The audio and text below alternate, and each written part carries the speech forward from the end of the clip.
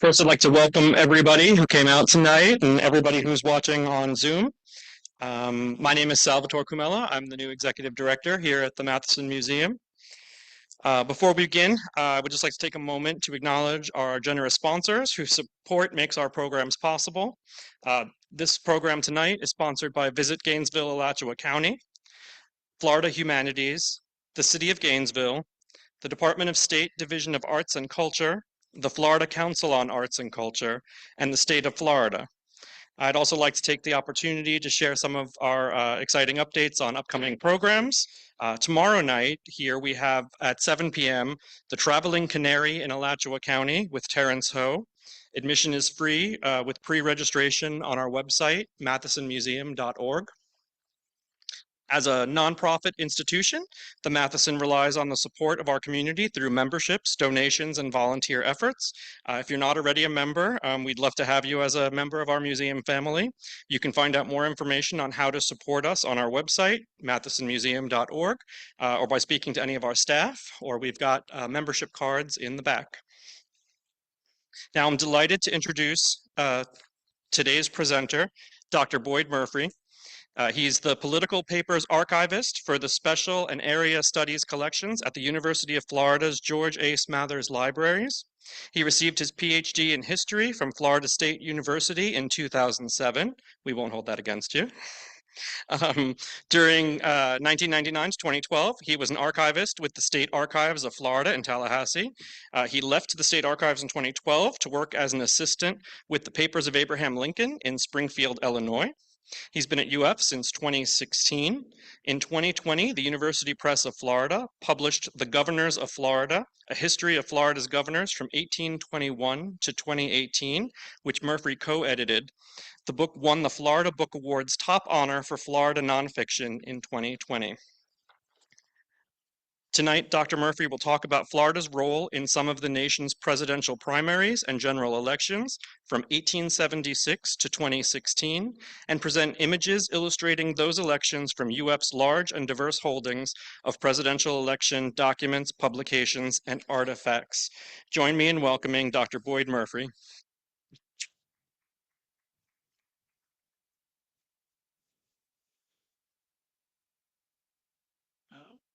Thank you, Sal. And thank everybody for being here tonight and all of you that are Zooming in. It's great to have you here. It's probably kind of obvious why this is my topic, since I'm the Political Papers Archivist, and this certainly is a presidential election year, just in a few weeks.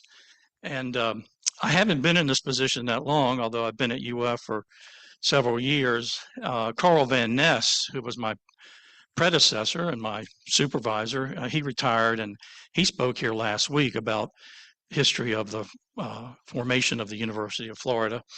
And Carl's a great guy. So when I got this position, the exhibit staff at the library said, we're looking for exhibit ideas.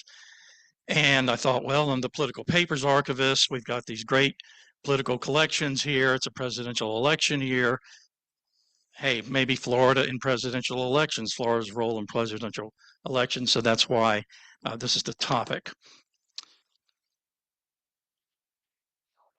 Let's see.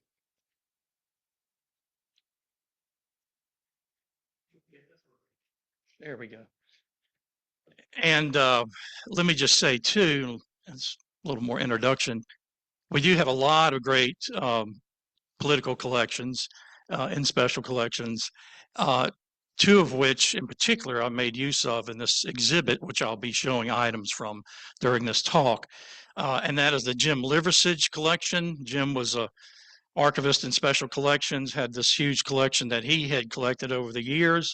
And a big part of it is, although the collection overall deals with popular culture, a big part of it deals with political history and popular political culture. So a lot of items came from that. Also, another great collection that deals with the 1920s and the 1930s is from James Hodges, who was an attorney and a politico and a leader of the Democratic Party based out of Lake City. I'll be referring to several of his items tonight. And if you go up to the second floor of the Smathers Library, there's an exhibit space with 9 exhibit cases. So Obviously, we're talking about Florida's role in presidential elections. I'm not going to talk about all of them. I picked out some that I thought were the more interesting and the more consequential. One last little introductory business. Uh, you might wonder why Florida, Florida, Florida. Well, those of you that are old enough to remember on election night in 2000, well past midnight, and you can go to YouTube and see the old video. Tim Russert of NBC News and Tom Brokaw were sitting there saying, what is going to happen with this election? And it came down to Florida, and Tim Russert, when Brokaw turned to him, he says, what do you think, Tim? And he held up this whiteboard that said, the key to this election is Florida, Florida, Florida. And so I remembered that, and I thought, well, that seems like a good title since we're focusing on Florida and presidential elections.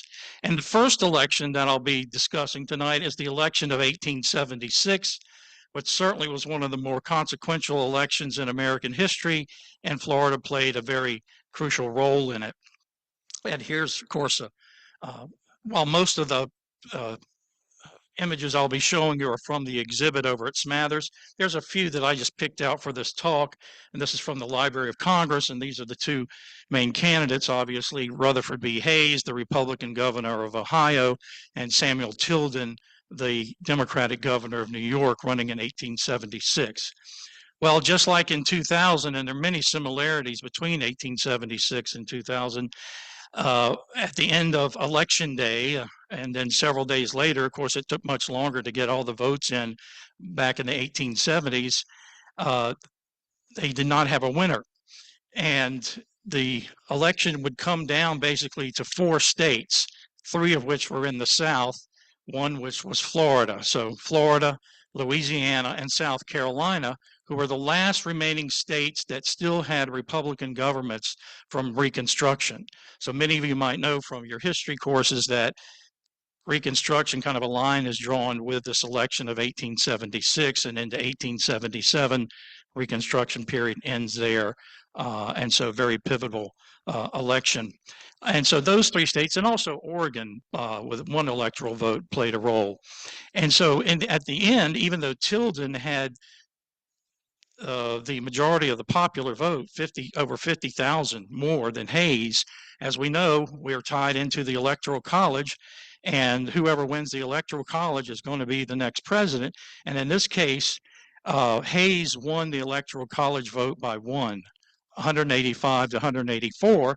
Florida, which had 4 electoral votes, played a crucial role in that. Now, I can't go into all the details about what happened within the states and how that came out. It's really fascinating to read about. Also, another figure here, this election had the highest turnout of eligible voters than any of our elections, over 81%. As I said, Hayes won this. In the South, of course, there was a lot of repression of the African-American vote. Of course, African-American males 21 and over could vote, but the South was trying to resurrect the old, well, if not the Confederacy, the white-dominated state governments. So they were repressing the black vote during this election to a great extent. And that all played a factor in the eventual outcome of this. But there are a lot of similarities, and I'll get to the election of 2000, but disputed election returns, both parties saying that the other were corrupt and were engaging in corrupt practices. The fact that the Republican Party in 2000 controlled the state government of Florida, the same back in 1876, and party activists played a huge role in trying to promote one side over the other.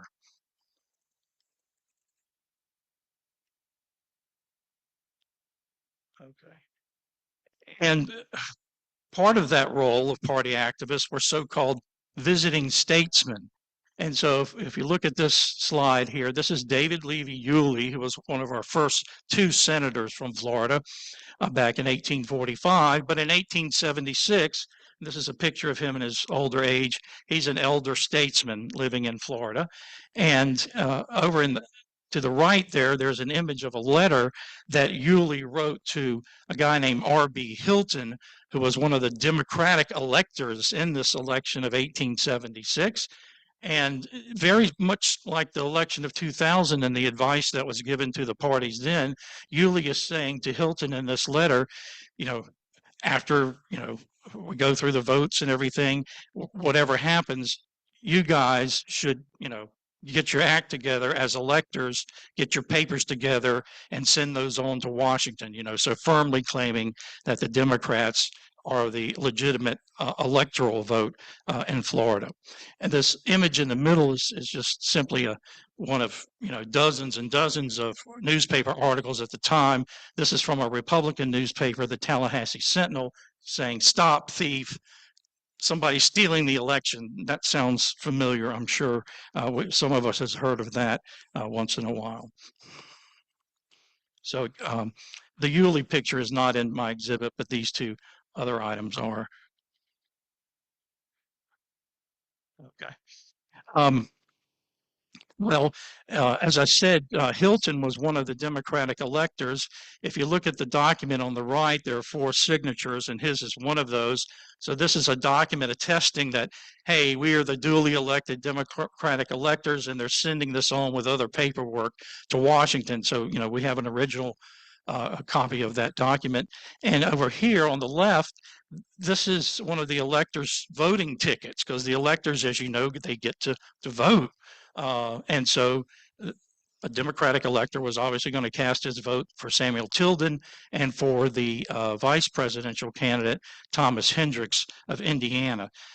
One interesting note that with this electoral vote is that with this document here is that this belonged to James F. Young, James E. Young, who was the brother of P.K. Young. So we have the P.K. Young School here and also the P.K. Young Library of Florida History at UF. So UF connection there. Okay. In the end, the selection came down to, and by the way, a lot of people thought it would go to the Supreme Court, which of course in the 2000 election, whether you agreed with it or not, it went to the Supreme Court in their decision to shut down the recount. In this case, it did not go to the Supreme Court. Congress created a special committee, and in the end, there was one more Republican on that committee than Democrats, and so it was a party line, and so that's how Hayes ended up getting those electoral votes of Florida, South Carolina, etc. However, the Democrats were still very angry about this outcome, as you can imagine, and they controlled the House of Representatives after the 1876 election. The Republicans controlled the Senate. So the Democrats wanted to embarrass the Republicans, so they, as we see all the time, in politics today, they had a special committee to investigate the frauds in the states. And this is the first page of the committee that was investigating the frauds in Florida.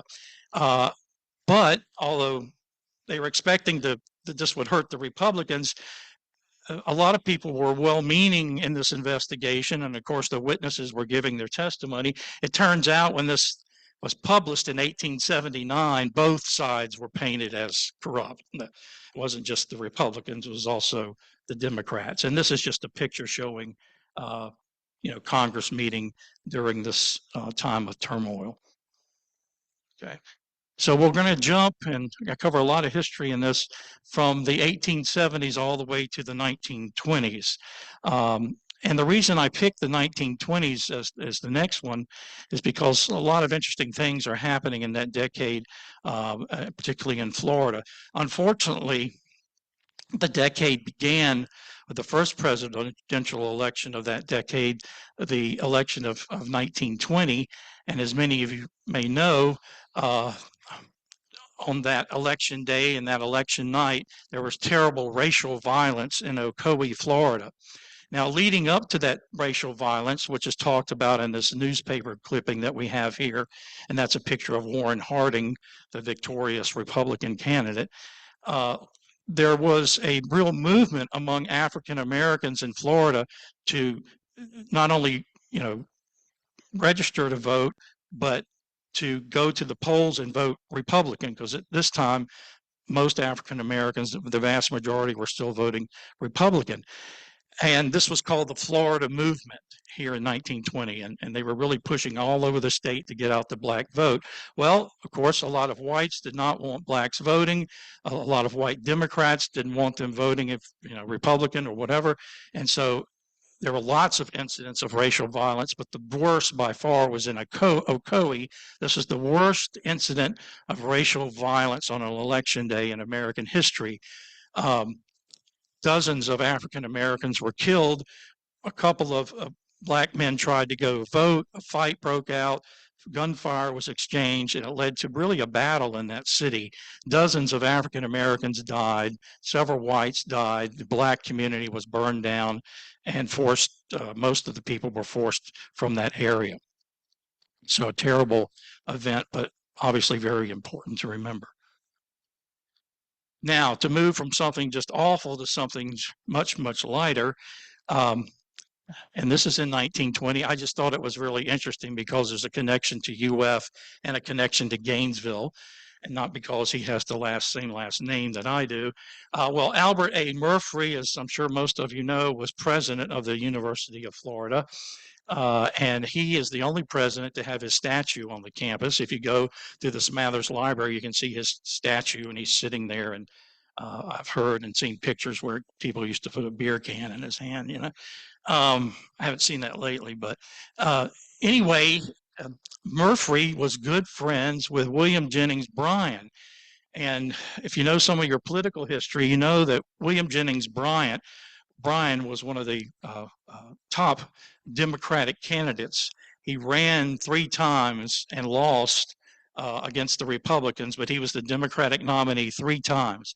But by the 1920s, Bryan was, much more elderly. He was living in Florida. He was known as this great speaker. He was also called the Great Commoner because he was kind of the candidate of the common man. And he was really much involved in land deals in South Florida with the Florida land boom. But he became good friends with Albert Murphree because they had religious background in common. Although Murphree was a Baptist and Bryan was a Presbyterian, they were both fundamentalist evangelicals. And they developed a strong friendship. Well, in 1924, remember, Bryan is old at this time. He's not going to have some important political office. A lot of people kind of see him as a joke and, a thing of the past. But he wanted, one last fling politically, and he wanted to be elected as a delegate to the National Democratic Convention in 1924, a delegate from Florida. And he announced, to kind of get things moving for him and to get some local support in Florida, he announced in January of 1924 that, lo and behold, if he was nominated as as a Democratic delegate to the convention, he would nominate President Albert A. Murphree for President of the United States. Of course, Murphree had no inkling of this, and he was shocked and surprised. He's an academic in a small Southern university in a sleepy little town in Florida. And all of a sudden, for several days, just like we're so used to, but the media descends on Gainesville and is saying, who is this guy? How does he know Bryan? Why is he being nominated for president of all things? And it was in the newspapers for several days. Of course, in the end, Murphree at first, thanked Bryan for his causing him all this heartache.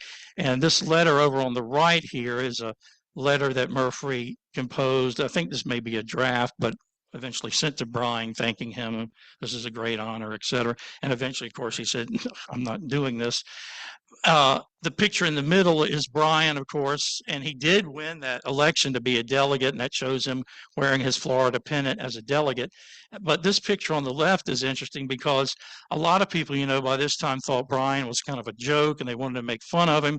So newspapers from all around the country were carrying this story. And one newspaper in Cincinnati is saying, choice of W.J. Bryan. And here's a picture of President Albert Murphree with a little alligator wearing a Florida little sweater. So he kind of looks, ridiculous there. And so they're making fun of Bryan with this picture. Poor President Murphree had no idea. It'd be like people get caught and they're up on the internet in the next second. But anyway, just an interesting little episode in the 1920s. And finally, in the 1920s and 1928 presidential election, Herbert Hoover is the Republican candidate. Al Smith, the governor of New York, is the Democratic candidate. He was a very colorful figure, Irish American, New York politician, and of course Herbert Hoover had been this, engineer and just kind of humanitarian public servant. And they run in 1928, and of course Florida, was in the deep South, and after Reconstruction, there were no more Republican state governments in the South. But in 1928, Florida and a few other southern states will end up voting for Hoover.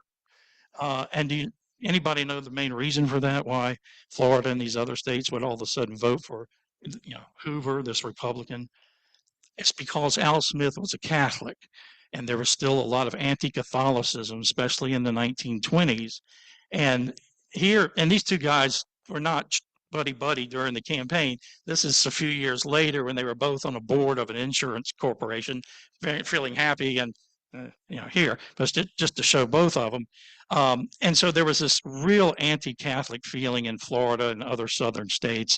And so Hoover won basically, it wasn't a landslide, but he won a big victory, and Florida went Republican. And just to give you a taste of that anti-Catholicism, this is the last page of a 4-page letter, and this is from that James Hodges collection that I mentioned earlier.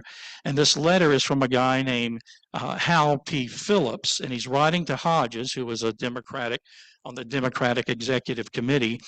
And Phillips works for Senator Fletcher, one of Florida's longest-terming senators, and he's saying, I can't say this publicly, I'm saying this to you, and I know a lot of fellow Democrats in Florida feel the same way, and this is right after Al Smith was nominated by the Democrats in Texas to be their nominee for the 28 election.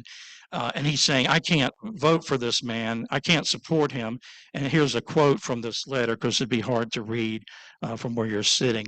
And he's saying this of Democrats in Florida. They believe with all their souls that the Democratic Party is nominating this child of Tammany Hall, which had been the corrupt center of political activity in New York, this advocate of social equality, because actually Smith had a pretty good record on race relations, and of course that was not something that the South was interested in the 1920s, to say the least.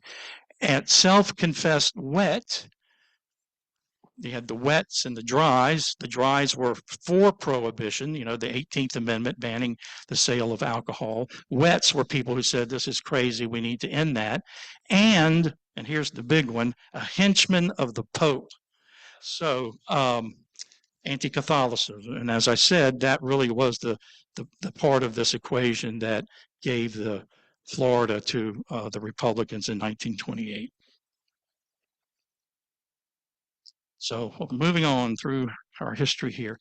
Now, the 1930s, there's no, fingernail biting close elections. In the 1930s, and FDR, of course, is the big politician of the 1930s. He won every Florida county in 1932, in 1936, in 1940, first president to run for a third term and win. And in 1944, a fourth term, he wins all the counties in Florida. So that's not the interesting thing about this. But it is a really interesting period nevertheless. And it's also interesting for me because the Hodges collection has a lot of great stuff in there about the 1930s. And here's just two of them that are in this exhibit. Here on the left is a Democratic flyer that was put out supporting obviously FDR. And as we know, FDR had polio when he was I guess in his 30s, and he can't walk. And so there was a lot of concern that he wouldn't be able to do the job of the president. And the Republicans were really hoping that people would say, he's just not up to the job. Well, this flyer is saying, hey, insurance company, took out, he's got $500,000 in life insurance. An insurance company wouldn't back somebody like that if they didn't think he was going to live a long time. And so they're just saying, hey, he can do the job. On the right is a comic book that the Democratic Party put out against Herbert Hoover. And the name of this comic book was Irby and Is Playmates. And the cartoonist name was Frederick Oper. And in this cartoon, they're making fun of Hoover. There's about 20 pages in this comic book dealing with the major issues of the time. Of course, 1932, we're in the midst of the Great Depression. Hoover's, running uphill. He's blamed for the Depression. So they talk about that. They talk about Hoover straddling the fence. Is he wet? Is he dry?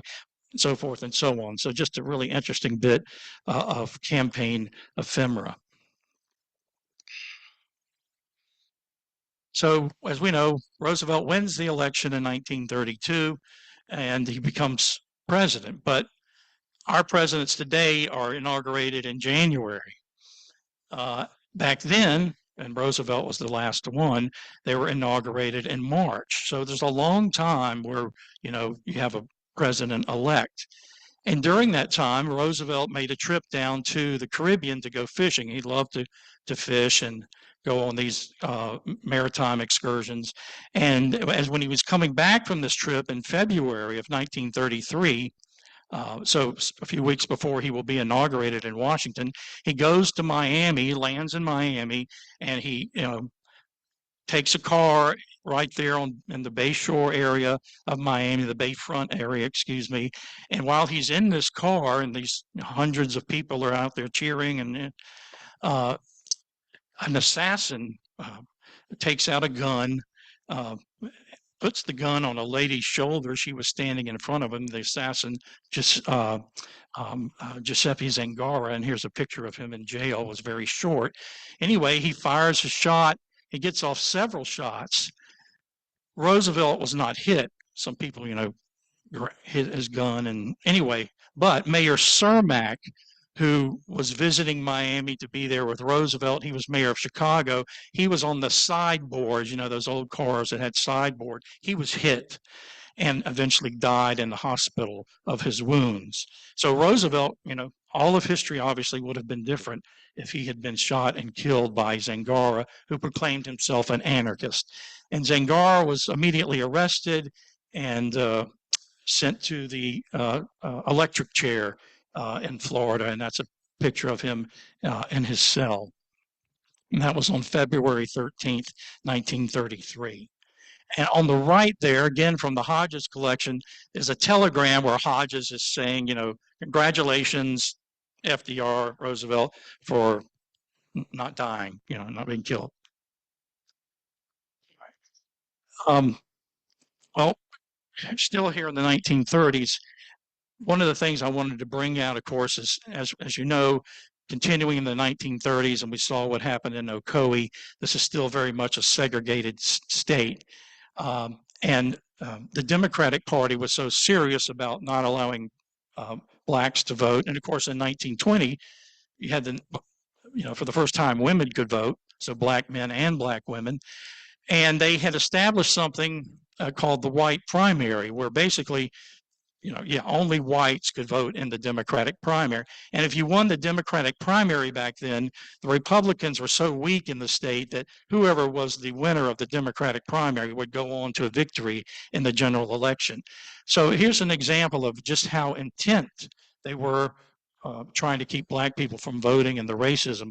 On the left is a copy of a letter from Hodges, who was head of the Democratic Executive Committee, and he's writing to the supervisor of registration, or what we would say supervisor of elections in Alachua County, and he's saying, I've heard that you're registering black people to vote. And, Florida has a white primary. That's illegal. You can't do that. Well, she writes back the next day, Sue Simpson, she was the person in charge of registration. She said, I was not registering blacks to vote as Democrats. I only register blacks to vote as Republicans. And so you can see here, just how blatant and explicit the racism was then. And because there were a lot of black people who wanted to vote Democrat. There are letters in the Hodges collection saying, I'd like to vote Democratic. And they're like, sorry, you can't do that. Okay, so jumping about 30 years here to 1960 and Kennedy and Nixon election. And obviously these political buttons, these are from the Jim Liversidge popular culture collection. So JFK and Johnson running for the Democrats, and Richard Nixon, who was Eisenhower's vice president, is running for president in 1960 with Henry Cabot Lodge Jr. From Massachusetts. This is also a very close election. Only over, let's see, 112,827 votes separated the winner, Kennedy, from the loser, Nixon, in the popular vote. But again, remember, Florida is a southern state. Okay, they had the anti-Catholicism in 28. It went Republican, but after that, continued to vote Democratic, FDR, et cetera, through the fifth. Well, actually, no, excuse me. In the 50s, it went for Eisenhower. So Florida could go Republican when the voters felt like it. And that happened here in 1960. As we all know, Kennedy becomes president. He wins the election, but Richard Nixon carried Florida. And one of the reasons he carried Florida was, again, that old specter of anti-Catholicism. This time, of course, Kennedy was a Catholic, first Catholic to be elected president. There was still, though, a lot of that feeling against Catholics, especially in the South. This item I chose because the UF connection. In January of 1960, Nixon paid a visit to UF. And this is significant for a couple reasons. He had just declared himself a candidate for president. Now, after this election, the next day somebody will say, I'm running for president. Back then, they at least waited till the election year, usually. And he declared himself for president, and he went to UF, and this was the first major speech he made after that declaration that, hey, I'm a candidate. I'm the Republican, I'm running for the Republican nomination. And so you can see pictures of Nixon, and his wife, Pat, is here, and they're speaking, I think, at the gymnasium at UF. But in this speech, which is he's vice president, so he's talking about the Cold War, and he's talking about the Soviet Union, all these big issues. But even though we all, think Kennedy was the much better politician and so forth, Nixon was a very good politician. He got elected president twice. And after the speech, he said, by the way, before I leave you, I just want to tell you that there's going to be a really special surprise for Gainesville in the upcoming budget. And what he said is that the money is going to be allocated to build your new federal courthouse and post office that is still with us today, which was eventually opened in 1965. And so Nixon said that as a good politician, trying to get votes in Florida. And as I said, he will end up winning that election. Just a couple other items from this election. As many of you know, one of the most important elements in the election were the Kennedy-Nixon debates, especially the first debate where Kennedy came out way on top of that debate. People were really impressed with his television performance. But there were 4 debates. Nixon actually did better in some of the other ones, but it didn't matter because first impressions are everything in politics. Well, just a couple of examples from the debates of documents. This telegram here on the left is from a guy named Roger Tubby, who was the press secretary for the Democratic National Committee. And he's sending this telegram to Senator George Smathers, Smathers Libraries, etc. He was senator. He was one of Kennedy's good friends, and saying, and this is the morning of the second debate. He's saying, I want you to get out there and say what a great job Kennedy did. This is before the debate has happened. So this is an example of what we would call spin today. Go out and spin this, that Kennedy did a great job. The letter on the right is just from a citizen, but he was in public relations, and he was writing, and these are from the Smathers papers. He was writing to George Smathers saying, hey, I watched that first debate. Kennedy did a great job. He's going to be excellent. And he talks about some things in here about this guy is writing from Miami. He's saying, Kennedy really needs to sock it to the Russians and to Castro. And he's talking about a lot of those elements that will be very important part of Kennedy's foreign policy when he becomes president. And finally, this image from one of the debates, I just thought was kind of interesting. This is from a series of 32 trading cards that were put out. People always trying to make money after Kennedy's assassination, showing events from his presidency, and this is just one of them illustrating one of the debates. Okay, so we'll move along from the 60s to the 1970s, and you can see this picture here on the left of Jimmy Carter, who's still with us. I saw that he had just voted, I think today, early, 100 years old. Well, it looks a little bit different back then, and as many of you know, he ran for president and won the election of 1976. But Florida was important in the 1970s. In the 1972 election, you can see that button, President Nixon now more than ever. Nixon, of course, is reelected in 72. The Democratic Convention was actually held in Florida that year. But the important thing was what this fellow down here, whose head is on this alarm clock, did. That's George Wallace, who was the segregationist governor of Alabama. In 1968, he ran as an independent candidate against Nixon, who was, the Republican nominee, and Hubert Humphrey, who was the Democratic nominee, and he carried a few states.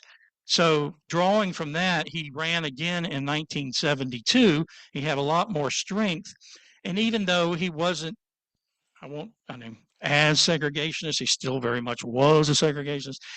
In 1972, one of the big issues in Florida was busing, trying to integrate public schools and busing children from one district to another to get racial integration.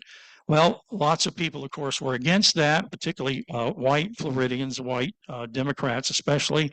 And Wallace ran as a Democrat. He got a lot of support. In fact, in a big upset, because there were several Democratic candidates in that primary, Wallace won the election hands down. He was later shot in Maryland and almost died, but he survived, and he ran again in 1976. And in 1976, Jimmy Carter, who had been governor of Georgia, is running for president. And so there's a big showdown between these two Southern governors in Florida. And Carter is going to come out on top. And we see President Carter today. He's 100 years old. He's got this great tradition of humanitarian work and so forth. A really nice guy, deeply committed Christian. And he was all of those things back then, but he was also a very tough politician. And, he could be ruthless at times, and he had to be to win against somebody like Wallace. And so this Wallace alarm clock, Wake Up America, kind of sounds familiar. That is one of the items that I picked for this particular part of the exhibit.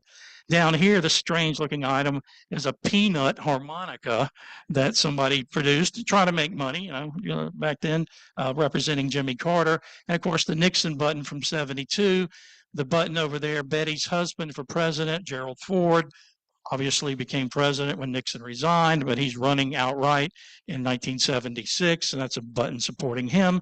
And down there on the right bottom corner, George McGovern, who ran as the Democratic nominee in 1972. Okay. So we'll jump again. We're jumping from the 70s up to the year 2000. So we're kind of coming back to the beginning in a way when I was talking about the election of 1876, because as most of you know, the election of 2000 was one of the closest in American history and centered almost exclusively on Florida. And so election night, as the returns were coming in, as I said, Tim Russert held up that whiteboard.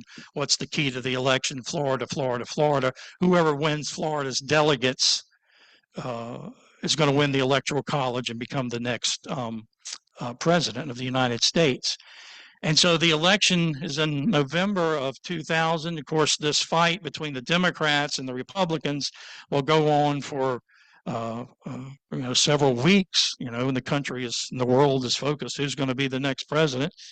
Just to refresh your memory, the candidates were George W. Bush, the Republican nominee, running with Joe Lieberman, who was the first Jewish vice presidential nominee of a major party, and running against them on the Democratic, George Bush is the Republican nominee. Al Gore is the Democratic nominee.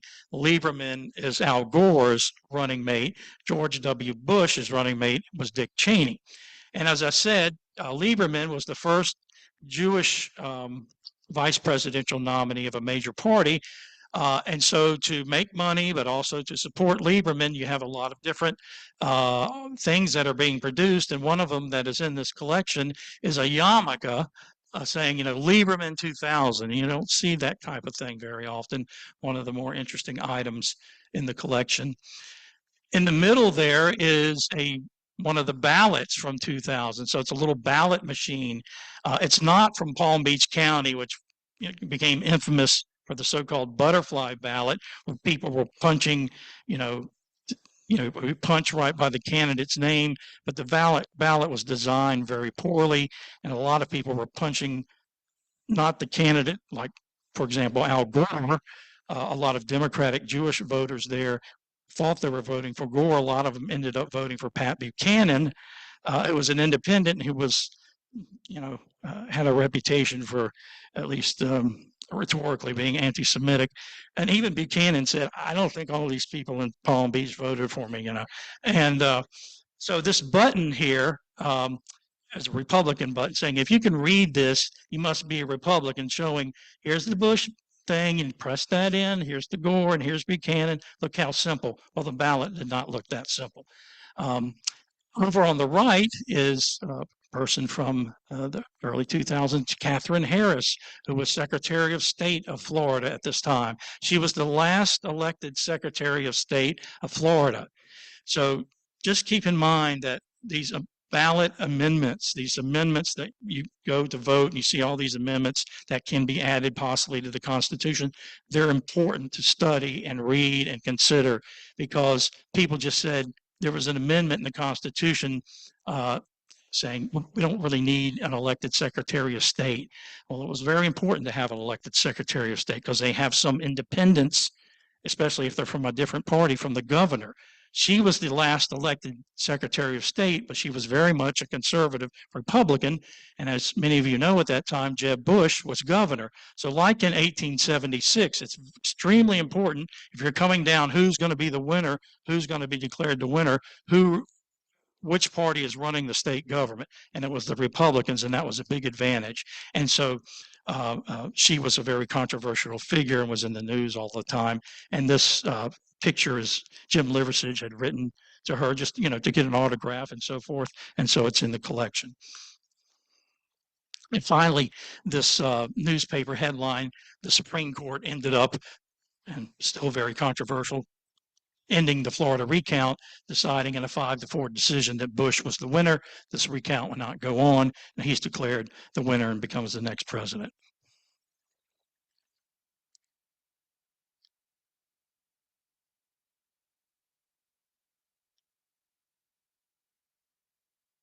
Okay. To the end here. Jumping from 2000 to 2008, and this is, of course, a historic election, which Barack Obama, the first African-American, is elected to be elected president. In 2008, he was running against the Republican nominee, John McCain. But in the primary, Obama was facing off against Hillary Clinton. And Hillary, in 2007 and leading up into the early primaries, was considered to be by far the front runner. But Obama really came on and shocked the political world and ended up overtaking her. She actually won the Florida Democratic primary in 2008, but as we know, she did not win the Democratic nomination, which Obama won. And so there's several items in the collection, the Liversidge collection from the 2008 election. There's a couple of dolls here. We didn't take them out of their containers because, that preserves them and their value. So McCain and Obama dolls. UF connection gators for McCain and Palin because if you remember, Sarah Palin is the running mate of John McCain, and she was a very important figure. Sometimes, she's made fun of and so forth, but she was a forerunner of the Tea Party in 2010 that really changed things as far as Republican politics go, and I would say also a forerunner of the Donald Trump movement today. And so she was the Republican vice presidential nominee. And this is just a book at the time. Calvin Trillin, who's still alive, by the way, I think he's 90, something like that. He was a satirist, and here's one of his books about the 2008 election.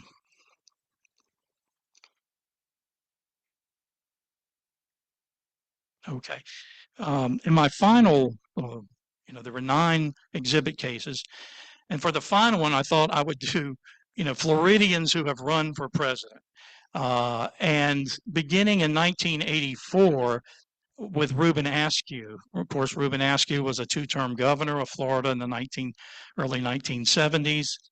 He ran for president, to try to get the Democratic nomination in 1984. But his campaign just stalled in New Hampshire, and he could never get over losing in New Hampshire. But he had buttons and bumper stickers and everything, and we have some of those in the collection. Of course, we all recognize the gentleman to the right of the Askew button, Bob Graham, who was going to run in 2004 and really, publicly said he was going to run, but because of health reasons, he decided that he wouldn't be able to run. Nevertheless, there is campaign material in the Liversidge collection. And so the man from Florida, Bob Graham, running for president in 2004. By the way, if Gore had picked Graham as his running mate in 2000, given Graham's popularity, I think Gore would have certainly carried Florida without any question of the registration and become president. Anyway, so it can be important who you pick as your running mate. And over here in 2016, I have some other items, but I can't show them all. As we know, Governor Ron DeSantis ran for a brief run for president in 2024. Excuse me. In 2016, let me back up. There were several candidates running for the Republican nomination, one of which was from Florida, Senator Marco Rubio, and some guy and a company put out these coloring books for all the presidential candidates that year. These items, I'm very proud to say, are in my collection because the Liversidge collection kind of ends in the early 2000s after the 2008, 2012 elections. I wanted to show people who had run for president from Florida, so I just purchased these two items. So Rubio 2016, Ron DeSantis 2024, Floridians who have run for president, and there's no, you don't have to live here for 10 years to be a Floridian. Of course, Donald Trump is living in Florida, and he would be considered a Floridian running for president as we speak. So that's my tour of some of our presidential elections and Florida's role in them. And I really appreciate your attention. Thank you very much. And I hope everybody goes out and votes this election. Thank you.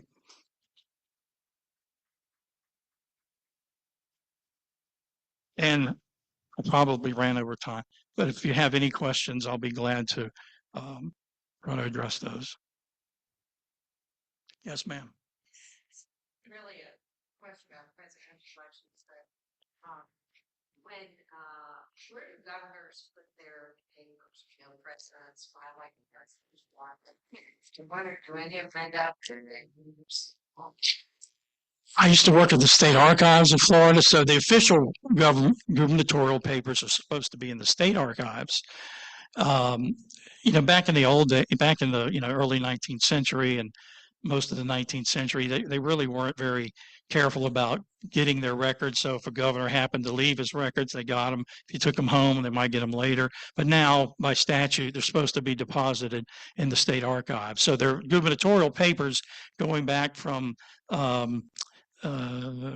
gosh, the 1820s. There are big gaps in some areas, but all the way up, through Rick Scott. And so, yeah. But we do have gubernatorial men who were served as governor.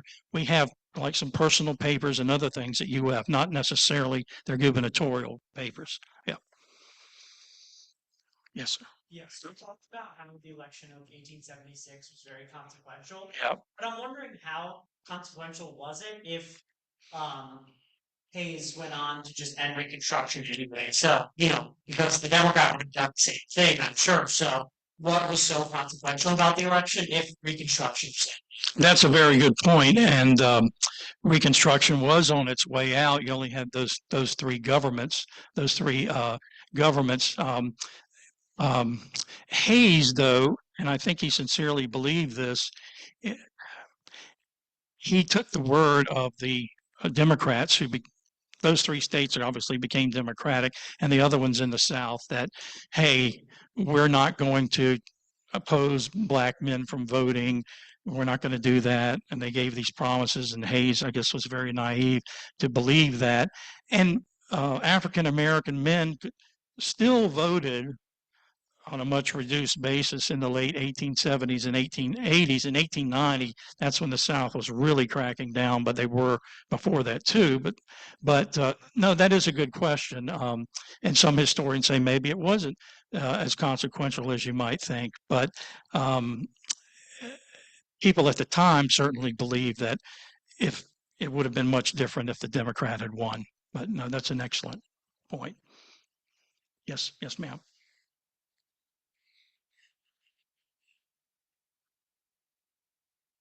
The issue with the electoral college? I mean, I've heard of, of people have supported that.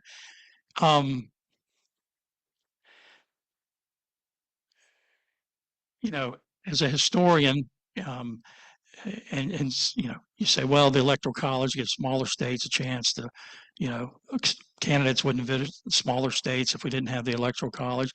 I really think, though, that nowadays that, just like Britain or France or other countries, why just have the straight vote? That's the way it should be. But that's my opinion. But I don't think it's going to change anytime soon. It's so ingrained in our electoral structure, and even if the Democrats were in charge, it'd be very difficult to change. But it is a holdover from the Revolutionary period, where they were trying to say that wealthier white men and so forth, we should really have more educated people who are really in the end determining who's going to be the next leader of the republic. It's kind of this view kind of based on, the Roman Republic, that type of thing. But why not just have a straight vote? Anybody else? Okay, thank you very much. Appreciate it.